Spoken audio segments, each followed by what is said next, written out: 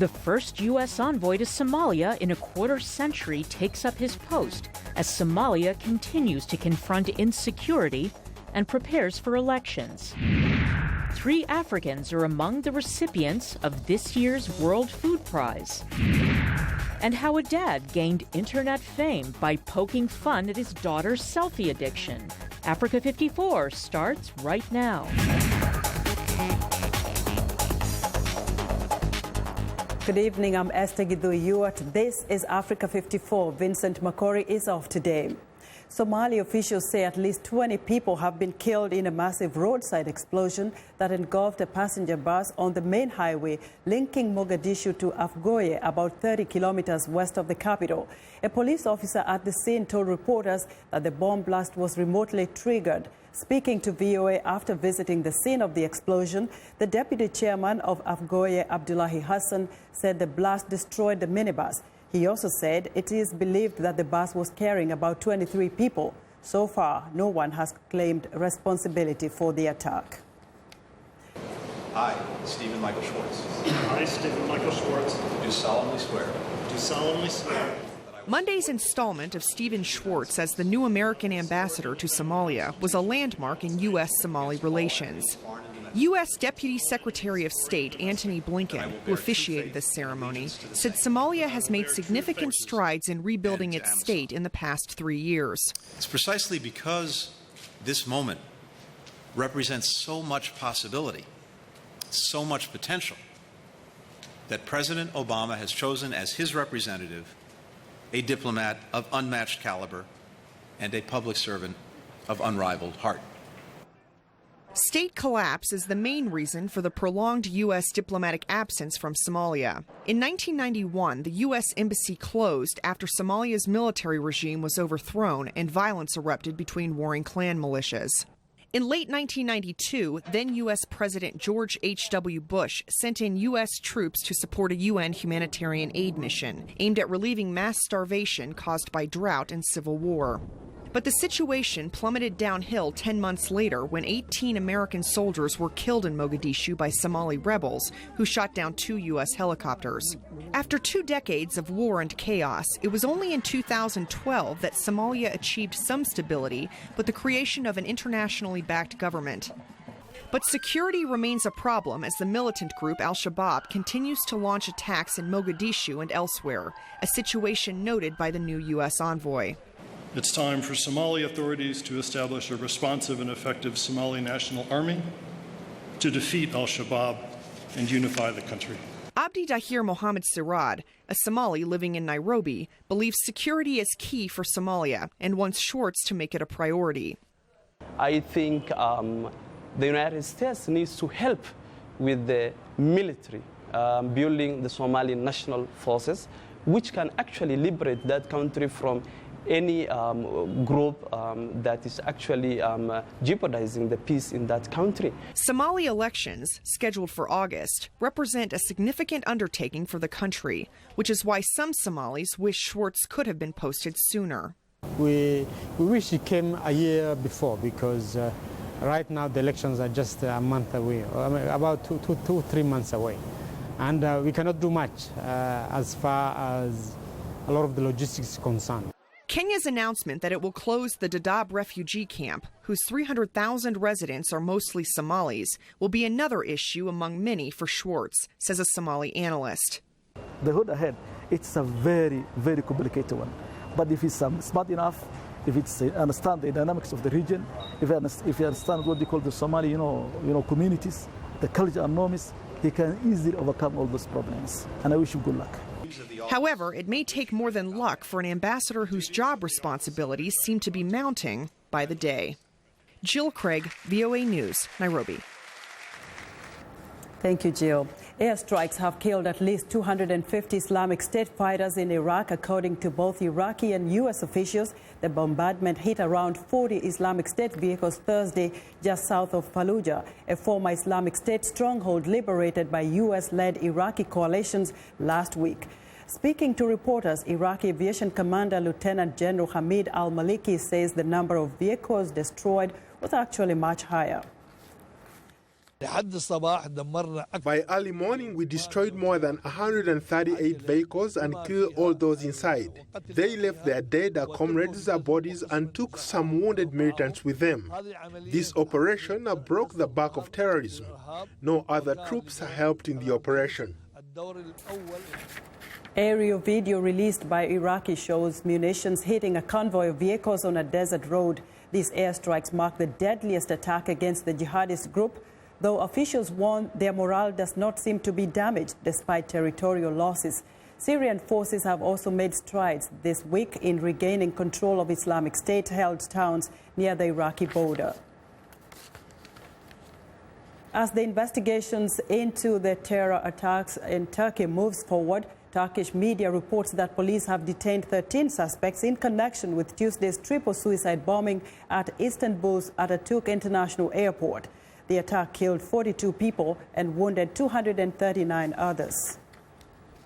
At least 3 of those detained in Istanbul are said to be foreigners. Turkish officials have blamed Islamic State for the airport attack, though the militants have not made any claim of responsibility. John Brennan, the head of the U.S. Central Intelligence Agency, said Wednesday the bombing has the hallmarks of Islamic State depravity and warns the terror group may try the same thing in the United States. The movement of people and goods in this 21st century world, I think in many respects can facilitate what it is that ISIS is trying to do.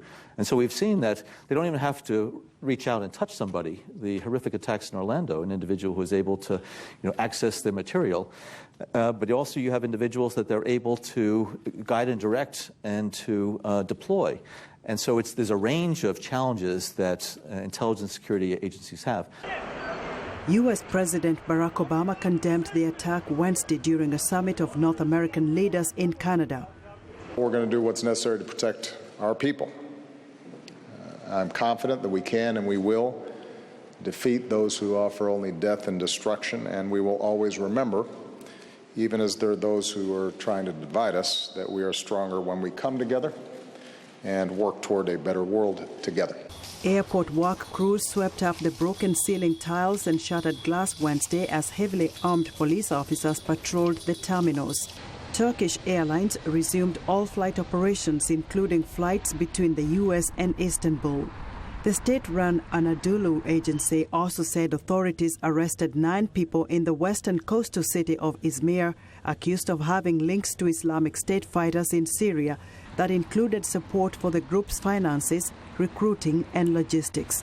The attack on Europe's third busiest airport is the latest in a wave of bombings in Turkey over the past year that have killed more than 260 people. The terrorism has decimated Turkey's tourist industry, which is crucial to its economy. Islamic State is blamed for 2 suicide bombings earlier this year in Istanbul that targeted foreign tourists. U.S. First Lady Michelle Obama is in Spain on the final leg of her 3-nation tour to promote girls' education around the world. Mrs. Obama spoke before a conference of girls and young women in Madrid on her Let Girls Learn initiative, which addresses such obstacles as forced marriage, poverty and violence that keep more than 62 million girls worldwide out of school. I know that we all can support efforts to help them go to school. And I know that we all can change our cultures here in Spain and around the world to honor and respect women and girls, to see them as leaders worthy of an education capable of achieving their dreams. I know we can do this because I believe in the power of young women like all of you to truly change the world. The U.S. First Lady arrived Wednesday in Spain from Morocco, where she announced a $100 million fund to address high dropout rates among girls and make schools more girl-friendly. We want to know what you think about Africa 54 and the stories we cover. Join the conversation on Facebook. The address is Africa 54, and check out our headlines 24/7 on voaafrica.com. Coming up, African researchers are among 4 recipients of the World Food Prize this year. Stay with us.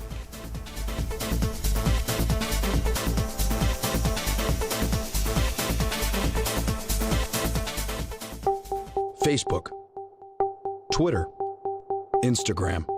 They tell you what people are talking about. So for an in-depth look at the stories trending high on social media, turn to #VOA. It's not your typical talk show. From politics to pop culture, #VOA brings in the people leading the conversation, engages the audience, and gets answers to your questions. #VOA. Smart talk for smart people.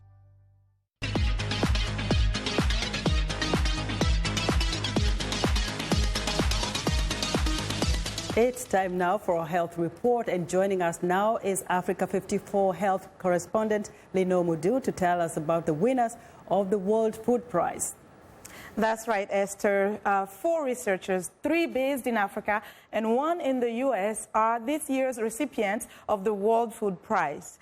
Dr. Maria Andrade, Dr. Robert Mwanga, Dr. Chan Low, and Dr. Howard Boyce developed and distributed vitamin A-enriched strains of the orange-fleshed sweet potato that could better withstand conditions including drought and disease in Africa.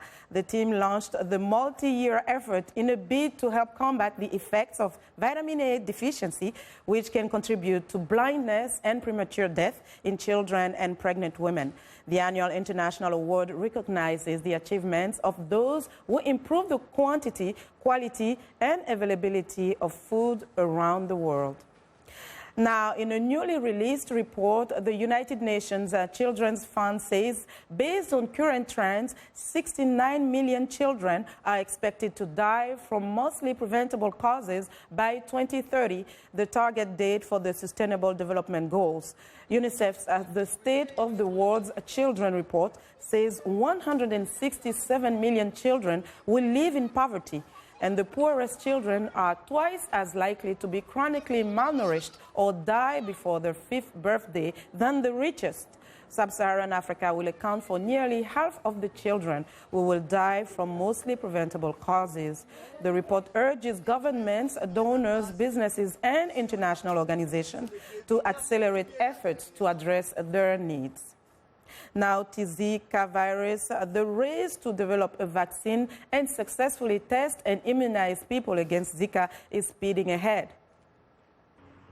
Connecticut-based Protein Science Corporation is one of several companies in preclinical stages developing and manufacturing a Zika vaccine for review by the U.S. Food and Drug Administration. Well, here at Protein Sciences, we are basically using the technology that we developed for our flu block vaccine to make a Zika vaccine. And the big advantage of that is that we can really very rapidly develop that Zika vaccine. So we have already inserted the protective protein into a baculovirus vector, and we have produced the protein.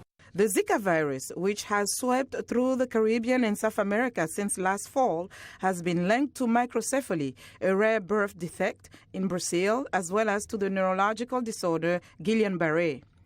One of the drugs is a so-called DNA vaccine engineered from a single Zika viral protein. The other is a purified, inactivated, or killed virus, the same technology used to make the original polio vaccine. My estimation is that if it turns out that the occurrence of birth defects is not as high as it appears to be in Brazil, then the FDA will probably take their usual process, and then it would take probably, I would imagine, 2 to 3 years before we would have a vaccine in our hand. Would the situation become far more urgent, then they could act much more quickly and they could provide licenses under an emergency use authorization. And that would mean probably that they could do it already within a year time. Even if a Zika vaccine were to be designated under the emergency use authorization, such as the Ebola vaccine was, researchers say there are significant hurdles ahead. From identifying a disease to make a vaccine that can go and be tested in humans, usually it takes around 1 year if everything goes fine. And the problem is that 1 year from now, it may not be so many cases of Zika virus infections, making them very challenging to test the vaccine. U.S. vaccine maker Inovio Pharmaceuticals recently received U.S. Food and Drug Administration approval to begin testing its Zika DNA vaccine in humans. And that's our health report for today. To stay in touch, find me on Twitter at Linor Moudou. Esther, back to you.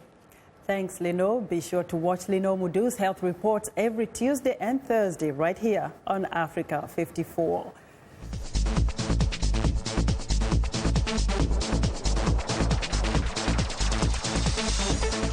Turning to the East African nation of Kenya, where Maasai Cricket warriors are playing to raise awareness on dangers of female genital mutilation and conserve the country's wildlife. Ruud Elmendorp reports from Olpejeta in Kenya. Exchanging innings on the eternal plains in the heart of Kenya. The Maasai Cricket warriors are playing to raise funds for the conservation of the country's precious wildlife. The Maasai are a livestock herding tribe, and the reason why some are not tracking with animals today is because of 26-year-old Sonyanga, who founded the team in 2007 after he saw cricket being played in his village. Sonyanga discovered striking similarities between the British sport and the daily life of Maasai warriors. Because throwing a spear is just like bowling in cricket. And also batting in cricket is just the same as using the shield when the warriors are protecting themselves against the wild animals, or when the warriors are in war, or when they are battling. Sonyanga kept a vision for the team, throwing balls at social issues and mainly against female circumcision. That is common among Maasai as a ritual to prepare young girls for marriage. Sonyanga realized he had to do something after he saw his sisters undergoing the painful procedure and forcefully being married off.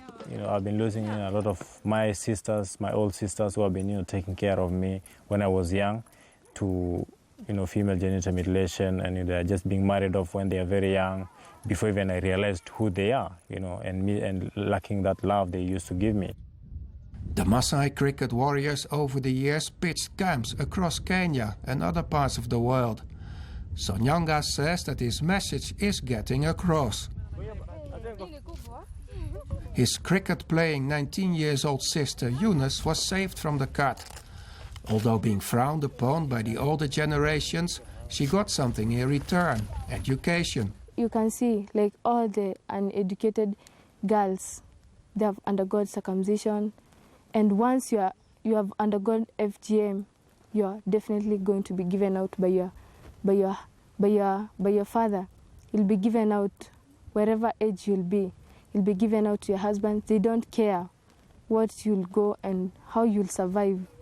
Eunice earned support of her mother, who witnessed what happened when her other daughters were circumcised. You prove you become a mother. We've seen that's not good. If the child has not been circumcised, we see it's good, and the child can move forward a lot by studying and starting other businesses. And by slowly removing deprecated elements from their traditions, the Maasai hope to keep their culture alive for the future, as they did over the last few centuries.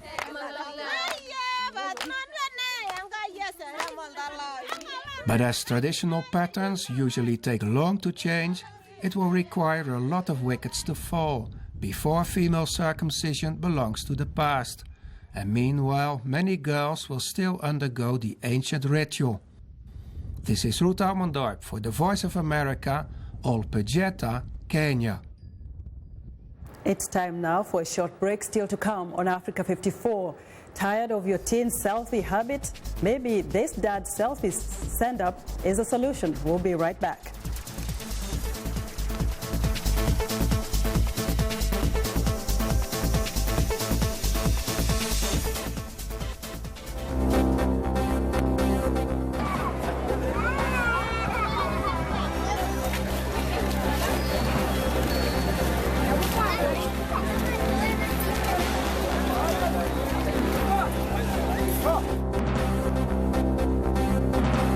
Donner à la MINUSMA tous les moyens pour lui permettre de s'adapter.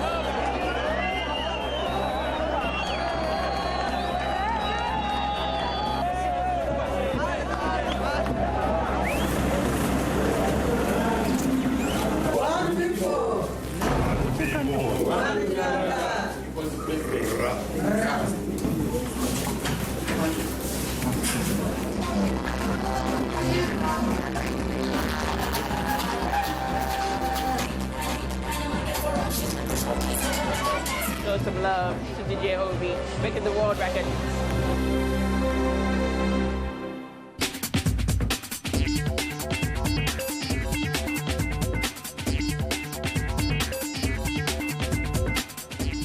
Welcome back to Africa 54. Here's what's trending. What can a parent do when a kid can't stop snapping? A dad in Spokane, Washington didn't like his 19-year-old daughter's selfie addiction, so he started recreating 19-year-old Casey's poses and posted them on Instagram. Chris Martin replicated his daughter's looks at tea, even copying her tattoos, which he drew on with a pen. Of course, the snaps went viral on social media. Dad Chris says he's surprised at the attention he's received from around the world. What about daughter Casey? Overall, she says the feedback has been positive, and that made her appreciate her dad even more. Next up, is this what the farm of the future will look like? With the use of LED lamps, aero farms grow its crops by what is known as indoor vertical farming, by turning industrial spaces into fully functional farms without the use of soil or sunlight. The company greatest high-yielding crops through economically effective ways to provide locally sourced food to the community, protect the environment, and fight to end hunger worldwide. Instead of growing crops on soil, AeroFarm used cloths made from recycled water bottles as the base in which the seeds grow. An algorithm allows for plants like kale, arugula, and watercress to sprout within its 5-foot-wide, 80-foot-long towers. The company plans to develop 25 more farms nationally and internationally over the next 5 years. And finally, New York City has found a new way to go green. These 4 Nubian goats were grazing along a berm separating Brooklyn Bridge Park and the traffic-heavy Brooklyn-Queens Expressway earlier this week. The 4 brothers are rented by the park for the summer to take care of unwanted vegetation in an ecologically friendly way. The goats were selected for the project because of their young age and great appetite. Besides having ecological effects, the park's president says that the goats are economical compared to human labor. If the pilot program proves to be successful, the park intends to expand the Goat Gardener program to other areas. And that's what's trending. Nearly 70% of Africa's bamboo forests grow in Ethiopia, but much of it is commercially untouched. However, startup companies like African Bamboo, a forestry, wood, and bioenergy company based in Addis Ababa, has developed innovative ways to tap into Ethiopia's natural resource. Africa 54's Paul Ndiho has more. If you asked the average person on the street to name a country that they associated with bamboo plant, it's unlikely you would hear many answers other than Ethiopia. But the country is rich in bamboo, with 2.4 million acres of it untapped due to widespread deforestation. The government has taken drastic measures to promote sustainable harvests, and green industries like African Bamboo are strategically placing themselves to tap into this growing industry. Khalid Duri is the general manager. We are a manufacturer for the oldest and widely used building material, timber. So we are an alternative or a natural substitute for tropical hardwood. Duri says that industries such as African Bamboo are taking steps in managing, cultivating and using Ethiopian bamboo species to help mitigate rapid deforestation in the country by creating alternative wood sources and sustainable business opportunities. If you look at Asia, it's a huge industry, $120 billion. If you look at Africa, negligible, almost zero. So we're trying to be a pioneer or to lead the industrial use of bamboo for demanding applications like outdoor flooring, cladding and the like. Bamboo is potentially an ideal source of local, sustainable, purpose-engineered building materials for growing cities not only in Ethiopia but across Africa. Khalid Duri was one of the few African innovators competing for more than $1 million in investment at a recently concluded AG Innovation Summit organized by USAID. The event brought together more than 50 agricultural technology innovators and investors to present, assess and invest in game-changing technologies that will help small farmers improve their productivity and competitiveness. Event organizer Dr. Ku McMahon. We are quite interested in what we're hearing. Some of the innovations are having some successes that are new to us, that, though we've been following them, they've had a lot in the last 6 to 9 months that we weren't necessarily expecting. As a group, as an agency, along with our other partners from the Netherlands, Sweden, and South Africa, we're taking a look at these innovations and seeing how many of them could receive support from us, and then also who can we connect them to so they can receive other potential investment. Industry analysts say bamboo trade will also benefit from its greater sustainability than rival materials such as timber. Bamboo is the fastest growing plant in the world, capable of growing almost 1 meter a day, so that stalks can rapidly be regenerated. Bamboo is extremely versatile. The profit potential has become even greater as environmentalists link bamboo with climate change mitigation and the possibility of increased income through carbon credits. How much of an impact do you think you're going to have in Ethiopia? At least 6,000 farmers. So they would earn in total, in aggregate, €1.5 million annually. Individually, their income would rise from just below $1 to above $2. So far, 18 African countries with natural bamboo have joined the International Network for Bamboo, which is assisting them with bamboo information, technology transfer, capacity building, and policy formulation. Paul Ndiho, VOA News, Washington. And that's our show for today. Be sure to watch Africa 54 on our website at voaafrica.com. For more news, tune in to VOA's evening radio show, Africa News Tonight, at 1800 UTC, and in the mornings to Daybreak Africa between 0300 and 0600 UTC, Monday through Friday. Thanks for watching, and good night from Washington.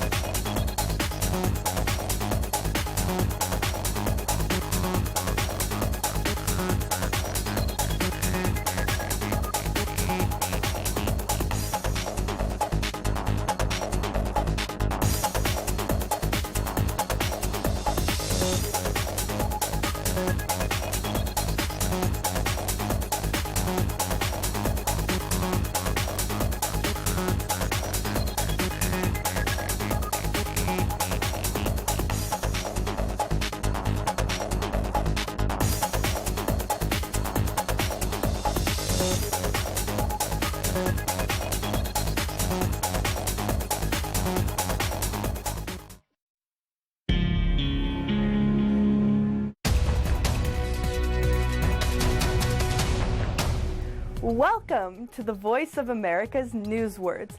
This word is one you might hear in many different stories. Generally, it has a positive meaning. Solution. Despite different views of events that led to this crisis, Kerry says the United States and Russia agree on the importance of finding a diplomatic solution, and both made suggestions about how to de-escalate the security and political situation.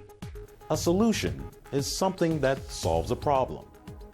It is something that is used or done to fix a difficult situation. When there are problems between countries, there can be a peaceful or diplomatic solution, or a military one, war. Now, when you hear the word solution, your American English will be good enough to know what it means.